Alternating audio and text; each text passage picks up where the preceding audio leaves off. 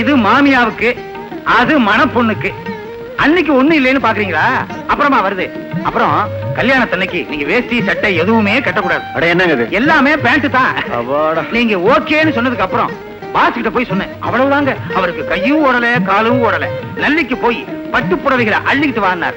நகை கடைக்கு போய் நகையும் நட்டையும் எடுத்துட்டு வாங்கினார். நட்டு எதுக்குங்க? அது பம்பு செட்டுக்கு போடுறதுன்னு நகையை மட்டும் எடுத்துட்டு வந்தேன். கல்யாணத்தன்னைக்கு 6 அடி நீளம் இலை, கூட்டு அங்கே, பொரியல் இங்கே, சோறு நடுவுல வைக்காமலா போறாங்க. கூட்டு எடுக்கணும்னா ஒரு ஆட்டோ பிடிச்சிக்கிட்டு தான் எடுத்துட்டு வரணும். அவ்வளவு பிரமாதமா செய்ய போறோம் கல்யாணத்தை. நாதஸ்வரம் கேபி சுந்தரம்பாள். இது யாரோ வாசிப்பாங்களே, யாரு சார் அது? சிட்டி பாபு. சரி, அவர் வாசிட்டு. என்னங்க, வந்ததுல இருந்து நானே பேசிக்கிட்டு இருக்கேன், நீங்க பேசவே மாட்டேங்கிறீங்களே. என்ன எங்க பேச விடுறீங்க? அதுவும் சரிதான். என்ன எல்லாம் பிடிச்சிருக்கா இல்ல மாத்தணுமா? வேண்டாங்க, நல்லா இருக்கு. நீங்க சொல்றீங்க, பாப்பா சொல்ல மாட்டேங்குதே. என்ன பாப்பா கடிவாளம் போட்ட குதிரை மாதிரி பாக்குது?